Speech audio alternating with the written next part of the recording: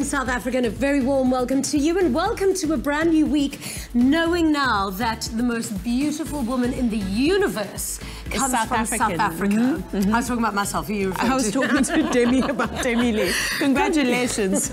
Congratulations to Demi Lee now for winning the title of Miss Universe. Didn't she look exceptional? She did. And you are a close second, Shane. Oh, thank you. Yeah, thank you. Second but she did look amazing. She did look amazing. No, she looked phenomenal. Today we feature activist, academic and award-winning author Professor Pumla Dineo Gqola, who has written thought-provoking books and essays on a variety of social issues in South Africa, such as cultural identity in post-colonial and post-apartheid South Africa, violence against women and rape. And in light of this, we want you to share your thoughts on our social media platforms. Are we doing enough to combat rape culture in South Africa? Share your opinions. Tweet us at Afternoon Chat using the official hashtag Afternoon Express, or comment on our Facebook page. We are getting ready for Christmas in the Afternoon Express kitchen. Good afternoon, South Africa. My name is Daniela Quiche. So Clem is our resident chef in the loft today. Tell us what we've got planned from a food perspective for a Monday. It seems that Mondays are all about food. I mean, it's crazy. So we're going to start off by doing some quiche, perfect for entertaining through the festive season. And then we do some queenie cakes. Yummy. And then we teach you how to make a custard from scratch. Yummy. So 3 different recipes, all for you at home on Afternoon Express today. So make sure you keep it tuned, obviously, to the show today from now until 5 o'clock. We cannot wait to continue to get cooking on the show, but first, our guest must be introduced on the couch. Pumla Dineo Gqola is an Associate Professor of Literary, Media and Gender Studies at the School of Literature and Language Studies at Wits. As a published author, she has penned a number of books that tackle deep social issues in South Africa. Her latest book, Reflecting Rogue, Inside the Mind of a Feminist, is a collection of thought-provoking autobiographical essays written from her signature and anti-racist feminist perspective. Welcome to the show. Thank you, Jeannie. You know, we interview so many people on the show, and usually the content of the interview is usually about their story and, you know, a little bit about them. But with you, I feel like there's so much I want to discuss with you. I want to know about you and all of these amazing topics that you've obviously studied and written about and lecture and all the rest. Absolutely. So welcome to the show. We've got so much to chat to you about. You've got such a brilliant mind as well. I feel the same. I feel like I want to say, what do you want to talk about today? Tell us what you want to talk about, because whatever you want to talk about, we want to talk about. So, feminist rogue. Why rogue? Rogue because I think all feminists are rogue, right? Rogue against patriarchy anyway, right? Don't disobey the rules of patriarchy, try to undo patriarchy, try to undo any oppressive system that intersects with patriarchy or that shapes patriarchy. And rogue also because it started out as a bit of a joke. One of my cousins was very annoyed with me once in the middle of, I can't remember what, it was some fight about feminism, and he said, the thing about feminists is that sometimes they're roguish, not you, cuz, although you too, cuz. And then I thought, actually, I like that. This is not an insult, of course. I mean, if you think that feminists are rogue, feminist, rogue, shoe fits, so that's why. But you call yourself womanist. What exactly is a womanist? I sometimes call myself a womanist. A womanist is a certain kind of feminist, right? Okay. It's an anti-racist feminist. It's a black feminist. It's a feminist of color. It's a feminist who loves women's world and women's culture. It's a feminist who loves women politically and or sexually and or socially. Okay. Yeah. You also speak about the culture shock that you experienced entering some of South Africa's tertiary institutions. Yeah, from Fort Hare. Yeah, and let's touch on that, and also how recently there's been basically more I can't speak. More suicide attempts. I mean, and more students committing suicide at UCT, and how maybe perhaps those two ideas are interconnected. Yeah. Yes, I mean, I think higher education is going through a really hard time at the moment for a variety of reasons. I mean, I think that there's been, I know there's been significant funding cuts in terms of government subsidies for various years now, and that's not abating. There is, and we're generally globally also in a context of very difficult funding, right? And of course we have fees must fall, right? We have unaffordable university education, which means that very often our brightest are excluded, not for academic reasons, but for financial reasons, right? And those that do make it out are then locked into this perpetual cycle of debt that makes it, they're blacklisted, so they actually, you know, they can't, it becomes difficult to pay back the loans if you have loans. But also, of course, we're living in a country, in a context where it's increasingly hard to get loans. And so whereas at the same time we know there's enormous wastage of public money. So it makes it very, so it makes it very frustrating to realize that that money is not going into funding free education, but money is leaking out of the system to all sorts of things we know and do not know about. But I think also, I mean, universities are difficult places for a variety, so that's just for the students. But they're also very tricky for universities. I mean, when you introduced me, you said I'm associate professor. I'm actually full professor. I haven't been associate professor for a few years. And the tricky thing is how few, I'm one of two full African women full professors at Wits. And this is 2017. There should be so many more women. Exactly. And this says something about the extreme failure of transformation, decolonial moves in transforming the higher education, landscape. And of course, many of the ways in which people talk about this, they say, well, we need to develop more people, we need to find more people. The problem is not the availability of people. The problem are the things that push people out. So at the student level, what's pushing students out is financial resources. And then there are a variety of other things that keep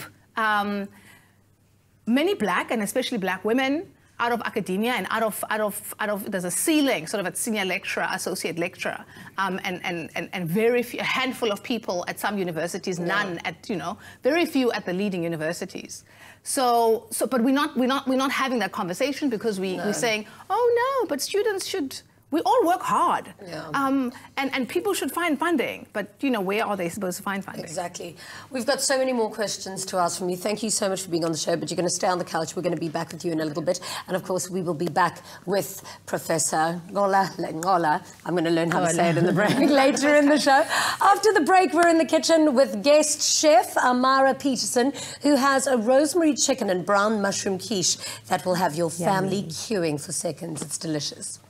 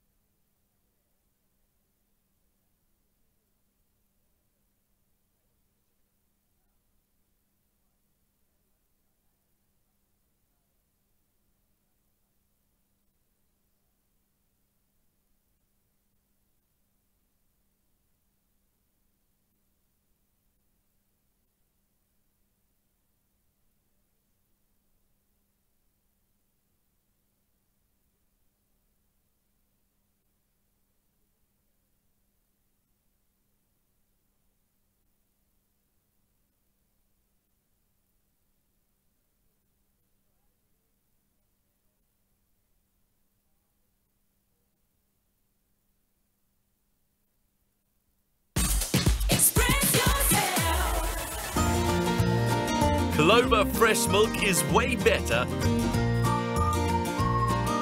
Made with love by Clover. A delicious welcome back to Afternoon Express live on SABC3. Now, Clover Fresh Milk has unique sealed fresh packaging that allows for an extended shelf life of 18 days. These little details help reassure you of the taste, freshness and consistency of your milk. When preparing anything nowadays, it's really good to know that you are working with the best base ingredients. Today we'll be preparing something slightly new with the wonderfully talented Amara Peterson. It's good to have you in the loft with us. And we're making something that's so cool, because all the events that we always go to, Jeannie, Bonnie and myself, there's always like canapes that go around. And I've been dying to know how to make these mini quiches. And I'm going to show you in a really simple way how to do them. Great. So what you have is 3 eggs, and we're going to add some milk to it. Okay, your Clover Fresh Milk. Correct. It's really cool that they were mentioning that this is it's one of the longest lasting milks you can get, because I am terrible with milk. I live by myself, so I don't necessarily need to drink too much of it. So to have a big bottle like this, I always worry that it's going to go off, and my Clover never does. Yeah, that's pretty cool, eh? So eggs, milk, seasoning. What we're going to do is we're going to whisk it up. Well, so you're basically making the base of what you would do for a scrambled or like an omelette. Yeah. Well, my grandma actually makes her macaroni and cheese like this. Okay. And she just pours it over the mac. Nice. Cool. So we'll set that aside. We have some pan-fried chicken. It's been fried in butter, rosemary, with the chicken. We're going to add some mushies. Sauteed mushies in there. Brown mushrooms. Righto. So, for the heat, 1 red chili. So we're just going to slice it up nice and fine.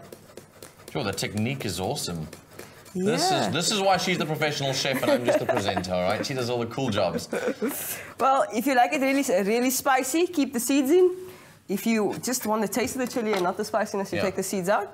And now we're going to add a little bit of garlic. Oh, yes, you cannot go wrong with lots of garlic. Cannot. The worst kind of quiche I find is the ones that the inside don't have too much flavor, like they don't have enough seasoning or whatever inside of them. So I'm glad you're adding lots of flavor and heat into the actual inside. Yeah, we got to have lots of flavor because, you know, we want to enjoy what we're eating. Indeed. Now, what we're going to do is we're going to add our egg mixture into our chicken.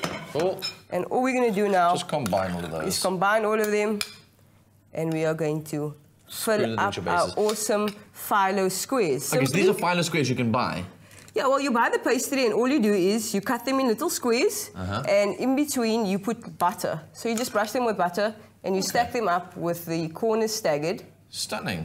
Yeah. That's so easy. It's really cool because I mean, obviously, you want to be DIY-ish when it comes to making food like this. You don't want to feel like someone else has done it for you. So play around, enjoy it yourself, and just really make yourself feel like you've done something, you've achieved something with your dish. Yeah, and it's kind of cool because you can have this for brekkie. You can have this when you have some friends coming over. You can do it like with different things. And if you're on a health streak, it might be a really good way to kind of, you can even make this without the phyllo pastry, I'd imagine, and just have it like that as a healthy snack to take along to work with you.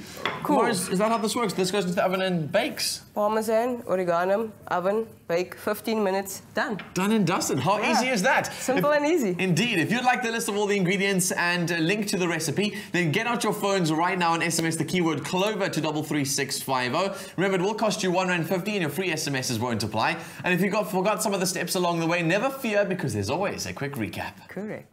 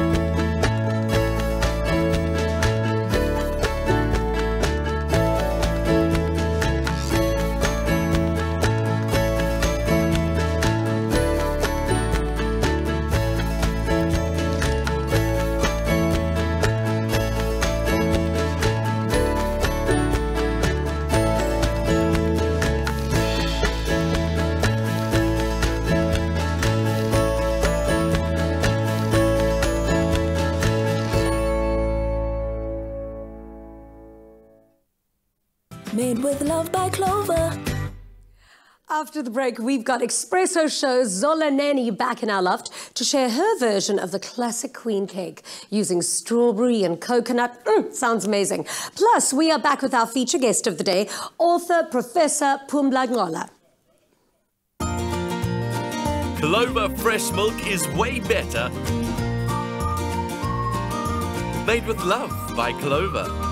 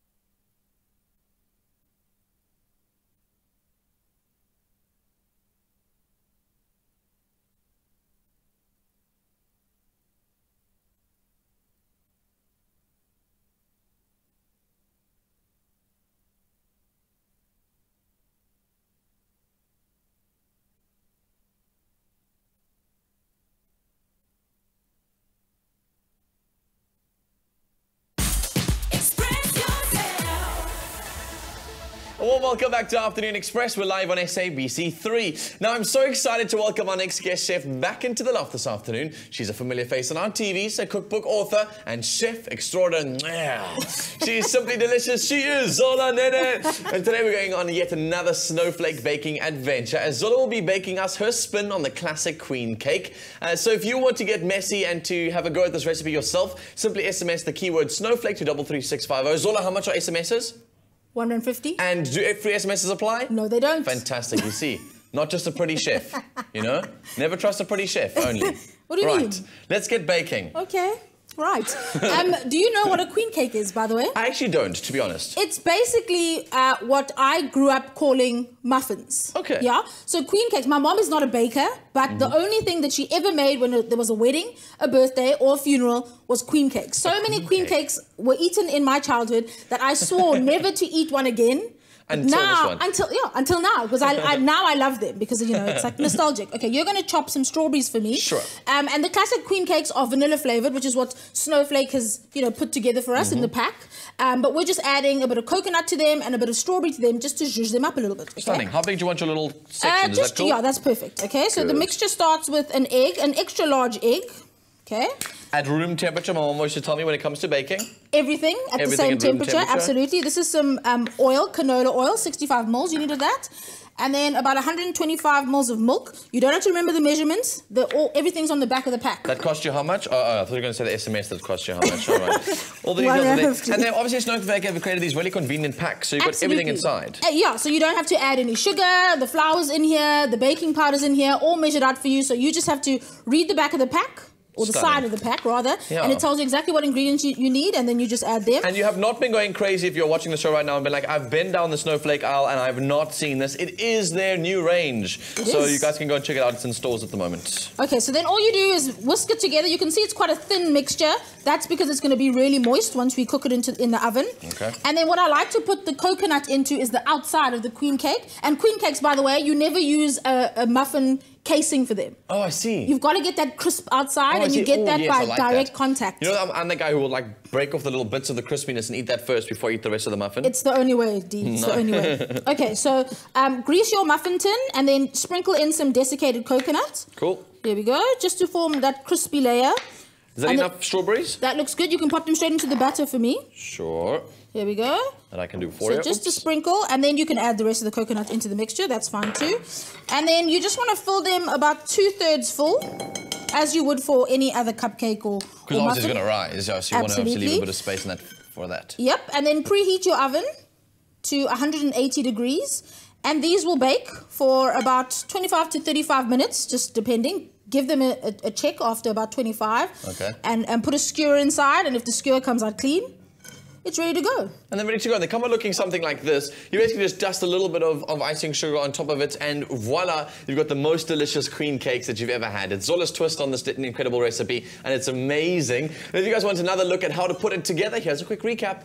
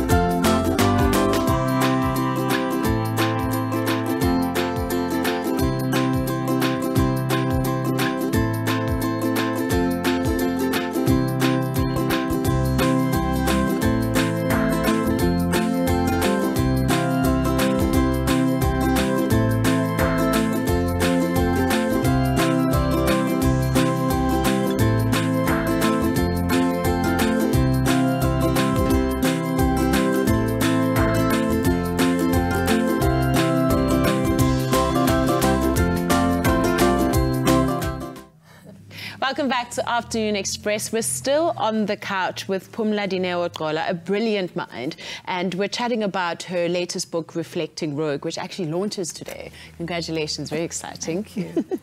So, what is normalizing freedom? Normalizing freedom, I suppose, is in many ways embracing freedom, expanding the project of freedom, being less policing of difference, recognizing that human beings come in all shapes and sizes and desires and every single manifestation. And not policing those that are different from us, not creating myths and all sorts of things around who they are, not policing women, enjoying the possibility of freedom. But of course, there has to be freedom for it to be normalized. Exactly. Absolutely. You know, with you being a professor now at Wits University, I think that it's so amazing to be like a pillar of strength to so many other young women that are going to universities. But I love how you said that you don't want to be like this typical professor. You almost want to be seen as like a big sister of the students. I think that the most important thing through education is to have somebody that you can have a much more open, much more level relationship with. Is it easy for you to do that with students now? And what's that relationship and that environment like now? Well, I think the idea, there's clearly an idea about what a professor looks like, right? Yeah. And it's usually a he, it's much older, it's stodgy, it's not really interested in things that happen in the world. They don't watch TV, they don't do this, and all of these things. They're not hip. They can memorize Chaucer and Byron, and they don't read contemporary literature or contemporary history. And I think that notion, doesn't necessarily fit what professors really look like. The older part tends to be true. And I think in terms of the relationship with students, of course, you're still a professor, you work very hard to be a professor, right? So it's not about disowning the authority and the expertise, but it is also about, I teach in the humanities, I teach literature, right? I teach gender studies, I teach critical race studies. So I teach how to think critically, how not to be governable. And so I think it's important to be able to think about authority and expertise, which without it being, without also always imagining this kind of bully, detached figure. And so I think that it is possible to have complicated relationships with your students that are about teacher being, teacher student, but that are also about enabling, about teaching ways to transgress, to question, to be more of themselves, about teaching social justice in a way that normalized freedom. Yes, absolutely. Yeah. Wow. So I'm still reading your book, Rape, a South African Nightmare, because it's quite a book to get through, and I'm pacing myself through it. What did you want South Africa to take away from that experience of the book? I wanted to contribute a little bit towards shifting the conversation. I was increasingly frustrated with the fact that it felt to me like we were on a Ferris wheel. So we were having the same conversations over and over and over again. And I felt, well, obviously there's something, we need to have a different conversation and we need to take a different kind of risk. We can't be trapped in the cycle of shock, horror, go away, shock, horror, go away. But also the narrative of women need to break their silences, because the silence is not around rape survivors, regardless of gender. Breaking their silence, the silence is around who the perpetrator is. And I just thought, for as long as we continue to pretend as though we can have a conversation about rape that only focuses on those who survive or don't survive rape, we're not going to end rape culture. We need a less apologetic, more honest conversation about who the rapists are, because that's the problem. And I think that's a much more likely way to interrupt rape culture. Of course, I'm not saying, I didn't really think that we needed to stop paying attention to people who survive rape or live with the fear of rape, but that this dimension also needed to shift more into focus. Yeah. How would you frame an invitation to men to become feminists?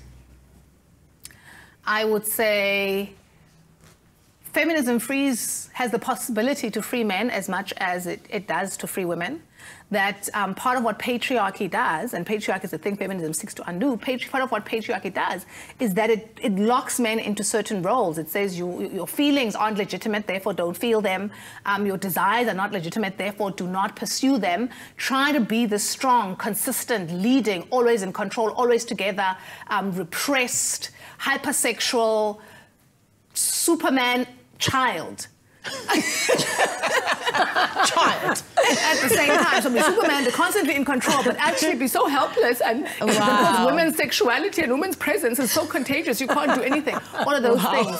And I would say, wouldn't it be absolutely wonderful to know that you could be a variety, whatever contradictions are human, and whatever that it is that that your spirit says you are, without having to be trapped in this box that says man. And imagine if you could have a whole variety of relationships with your men friends and your cousins and your partners and your sisters and everybody in the world that weren't so trapped into, you know, in this kind of very boring, unimaginative bully script that is given to you as masculinity. And imagine what it would mean to try to contribute to that. And the only way to contribute to being that much fiercer, more fabulous, freer thing is through feminism. I love that invitation. What a beautiful invitation. I want to go back to varsity just to come to your lecture. I know. I just want to package you and just give one of you to everybody. And we have. She has. Go get it. Go get it. Read it. Thank you so much for being here. You are absolutely amazing and totally inspiring. Thank you very much. Thank you, Jean. After the break, we are back in the kitchen with another new laid masterclass where we pay tribute to one of the kitchen hero ingredients, the egg.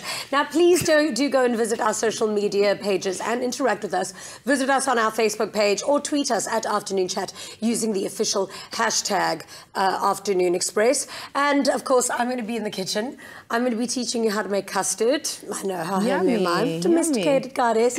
Plus, we chat about how to spoil and look after your pets this festive season. My School, My Village, My Planet allows you to raise funds for what matters most to you. Afternoon Express, together with My School, want to help Chalk raise 1.5 million rand for their new Pretoria home. You can get involved by signing up for a free My School card and selecting Chalk as one of your beneficiaries. Tune in to Afternoon Express as we give away weekly loot.co.za vouchers to those helping us make a difference. Together we can make every swipe count.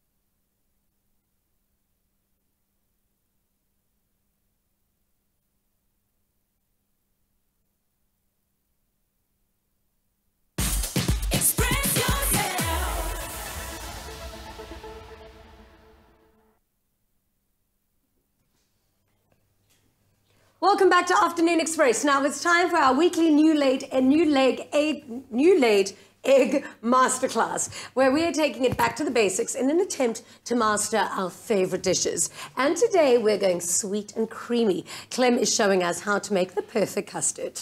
Hello. Hi, how are you? Wonderful. I'm a custard freak. I love custard. So I caused a bit of a stir in the office earlier because I said I'm going to be making some creme anglaise on the show today, and they were like, no, you're not. You're making custard. And I'm like, no, same thing. Creme anglaise is just a fancy way of saying custard. Oh, well then I'm only going to call it creme anglaise from now on. Okay, how do we make a fabulous So what I've anglaise? What I've got in here, I've got some new laid egg yolks.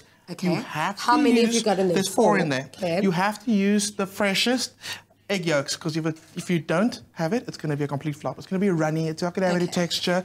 Yeah. So what I'm going to do is I'm going to show you how to separate an egg. I'm not giving you the egg this time because I know you like smashing the eggs. Please, can I separate Okay, cool. Will you separate the egg for me? Okay, All right. without you teaching me, I think I've got this. So while you're doing this, I can say if you want this recipe for the custard, just SMS the keyword custard to 33650. Oh, wait. What do you want? The yolk? The yolk. Okay, so SMS custard to 33650. SMS are charged at 150 each. T's and C's apply. Free SMSs do not. Do not apply, exactly. Okay, but then can we do one more thing? Okay. I'm going to give you this yolk. Because I separated it correctly, no? Yes, you did. But will you make me meringues with the egg whites then? Because nothing should go to waste. I will totally do that for you. So you're going to add your yolk in there. So do you remember the first joke I ever made on the show with you? No, because I wasn't that memorable. Okay. The yolk of an egg is white or are white? Oh my word! Okay, you tell me the joke. The yolk is white. The yolk is white. It is yellow. Oh man! You didn't tell me that joke. I clearly would have remembered something so silly. So no like point in crying over spoiled milk. Okay, cool. What we're doing? We're gonna double boil our eggs and sugar over the milk. What's left in the pot? Don't worry about that. That's normal. These things happen. Okay. So we're going. What you're looking for now is you want the sugar to dissolve into the eggs, and it's happening very quickly. The sugar starts dissolving very quickly, and then we're going to take your hot milk. Yeah, which, by the way, smells delicious. The does. smell of hot milk it's my best. It takes me back to my childhood. It's one of those, like, nostalgic smells for me. Do you want me to whisk while you pour? We're going to temper these eggs now. So a little bit of the what's tempering. Yeah, hot milk goes in as you whisk very fast. Okay, go. Yes. There we go. So what this does is this brings up the temperature of the egg, so they're not going to scramble when I add the eggs back into the milk. I need to bring it up a little more.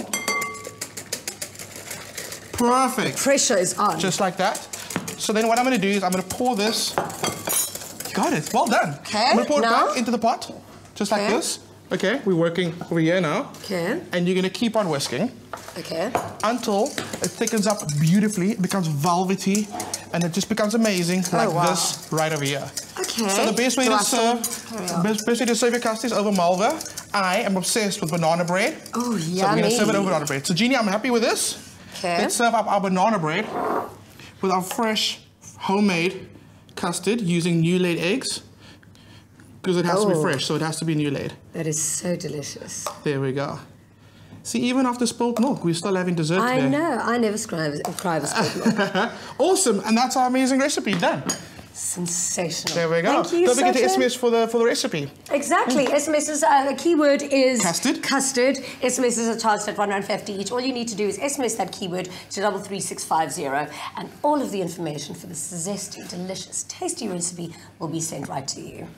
All right. What's so cool about that recipe is it's so perfect I don't for have the any festive comments, season. And at a time when we're all celebrating that festive season with all kinds of delicious feasts and treats, homegrown quality pet food brands, Boss and Petleys, are encouraging families to set a special place for their four-legged friends too. We were chatting to Tanya Morgan, Managing Director of ProMeal, about how to spoil your loved ones, especially those four-legged loved ones of yours, especially during this festive season. So welcome to our Loft, Tanya. Hi, thanks for having me. So let's begin. Now, one of the things that I always find is a lot of families like to travel, and the saddest thing is that they can sometimes not take their pets along with them. So you've got some advice for us on what to do when our pets are having to stay at home. I think the most important thing is to make sure that if you're getting a house sitter, make sure that the pets have acclimatized to him or her before they arrive. Okay. Make sure that you've left the vet books all there. Make sure that there's some toys for them to play with. Make sure that you're stocked up with enough food, and that the pet sitter has got instructions as to how to walk them and look after them, or otherwise make sure that you've put them into a decent kennel or hotel, because these days they have quite a few of those. So cool. Little cameras, you can check them out on your phones, watch your pet as they're enjoying their freedom. And then if you are one of those families perhaps who does want to take pets along on a holiday with you, do you have tips for us? Yeah, I think the important thing is if your pet is not used to the car, and most doggy families are, you know, they take their pets along with them most of the time, but make sure your pet has acclimatized itself to being in the car. Okay. Make sure that you never leave the pet in the car. If you're getting out of the car, that's a very important thing. Even if you leave the windows down? I hate the thought of leaving them in there, but if the windows are down, no more than a couple of minutes, but generally take them with you. Make sure you've got a lead. Make sure you've got water, fresh water, and don't try and feed them food in the car. Better not to do that. And you might end up with a little bit of decoration in the back seat. Yeah, and try and choose pet-friendly spots to stop at on the way. Stunning. So my father last year got his third son, he calls him. It was his four-legged friend who's now become more important than both my brother and I. And he asked us over the Christmas period, like, do I plan to bring home some gifts for the dog? And I thought that was crazy until I realized actually how cool it can be as a gifting opportunity. So Petleys and Boss have partnered up to bring some cool gifts for stockings. Yeah, we've never, I mean, very seldom do you see anything on the shelves that are seasonal for pets. And so we thought, well, why not, you know, bring out a couple of really nutritious meals that are convenient for people, especially when everyone's running around buying Christmas presents. And so we've got a range of limited edition nutritious meals under the Petleys label for cats and for dogs. And we've got a dog dish under the Boss label as well. So very cool. Handy to have in a Christmas stocking for your furry kids. It's lovely for those furry kids who perhaps have families that can afford gifts like that. But what about those poor dogs who end up in shelters or have been abandoned or end up in homes? Apparently you guys are also trying to help out there. Yeah, so we generally give back a lot. We're not one of those traditional the companies that spend a lot of money on doing traditional advertising. Most of the money we plough back into giving back.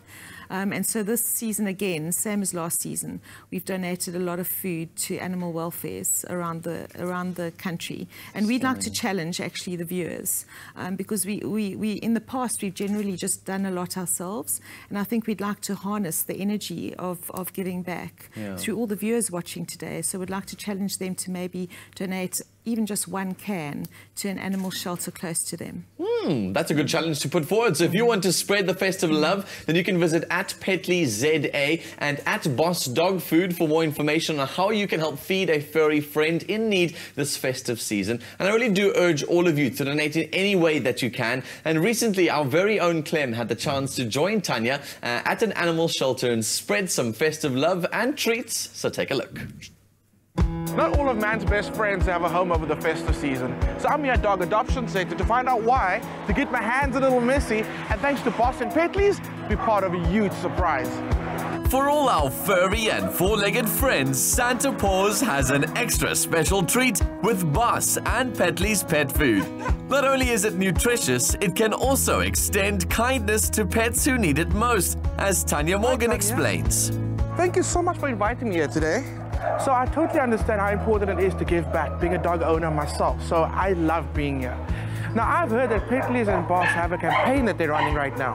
Yeah, we're very excited. We've been running a chef campaign on Petleys with chefs like yourself to educate consumers on the nutritional values of Petleys.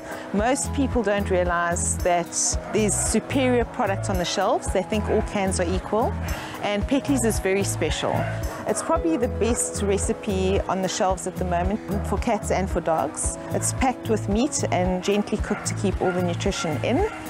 And we felt that it was important to bring something special to pet owners so that they could treat their furry kids with something nutritious over the festive season. So there's a lovely, hearty, natural lamb in gravy for the dogs, and we've got a pilchards and a salmon dish for cats. So the reason I'm here today is about this huge surprise. Tell me about it. Yeah, we're really excited. We give back a lot, and this year we've brought the limited edition range to dog in Hout Bay, and we'd like to challenge all other pet owners over the festive season, where mostly people often sadly neglect their pets, to encourage them to give to animal welfares in their area, and to also make sure that they treat their furry kids over the festive season.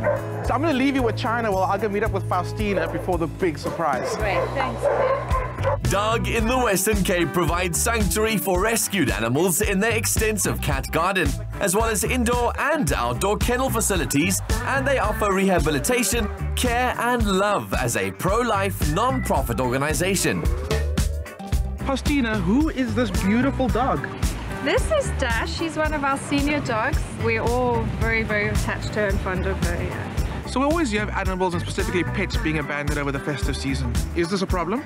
It is. It's a huge problem. Unfortunately, a lot of people go away on vacation. They do leave their pets with somebody else who often leaves the gate open. So we do see an influx of animals coming in that are lost.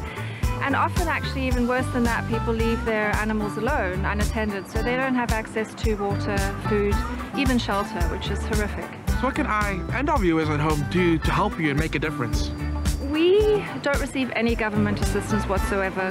We rely 100% on support from members of the public. So monetary donations, we always have vet bills. We have some 300 animals in our care, and we also do extensive initiative programs with our lower income communities in Hout Bay, Hangberg and Emazambiyetu. So yes, donations are always appreciated, and we have lots of animals that need to be fed. And then, of course, volunteering. We encourage young children to come in, give our animals some love. We also have dog walking orientations, which means then individuals can walk our dogs on and off property. And just, yeah, treats. Our dogs love bones, our cats love treats.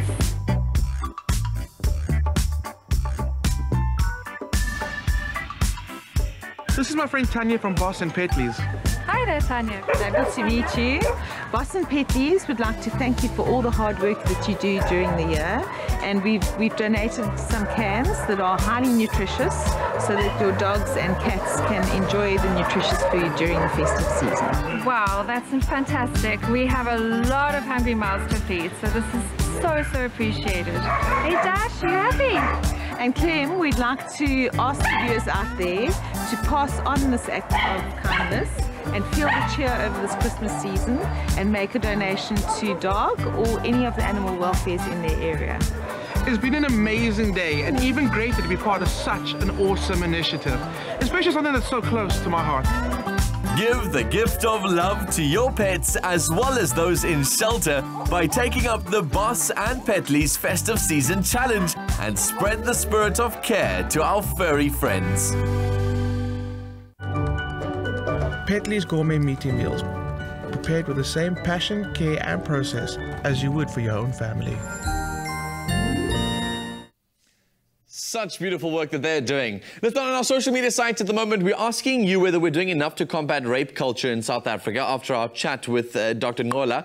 And some of the comments that came through, two stood out for me. One from Lunat, who says, no, we don't do enough. And remember that guys are being raped too. Just an interesting viewpoint and perspective on that. And Bali Radebe says, no, we are not doing enough. We're just spreading the word that is sometimes falling on deaf ears. I think that that's an important part. We're speaking a lot about it, but is enough change happening? Those are the big questions. Otherwise, the consensus is absolutely we're not doing enough. This needs to continue into the whole year, not just for 16 days. Now, after the break on the show, we're back with more from our special guest for the day, Dr. Pumla Gqola.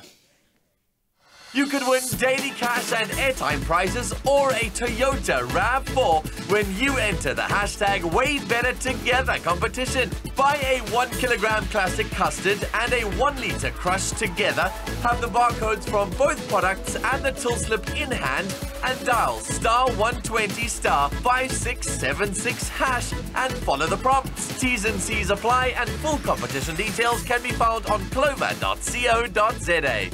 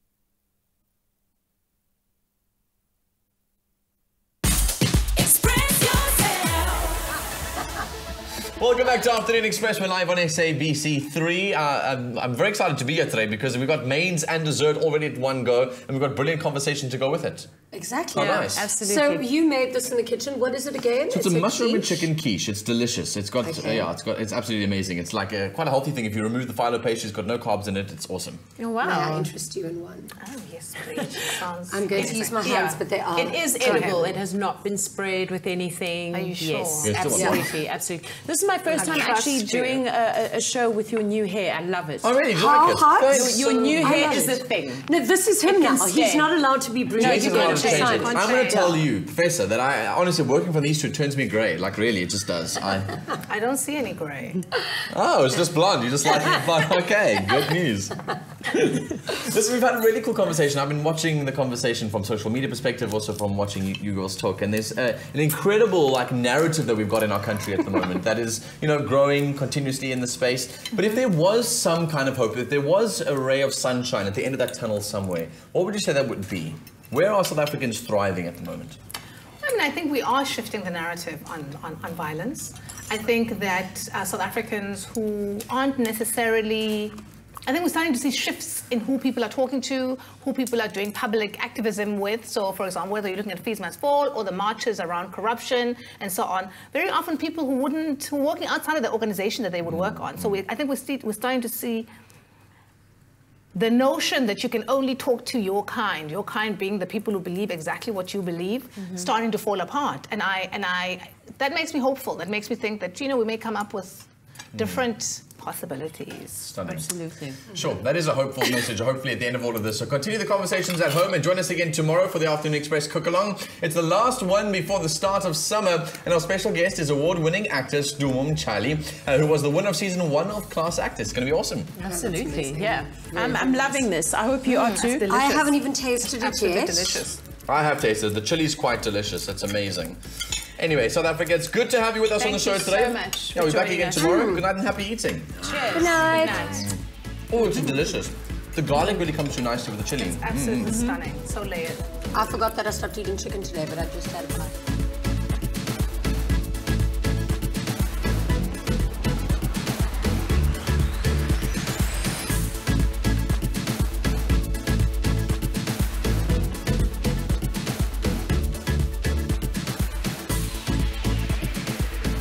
Afternoon Express, made with love by Clover.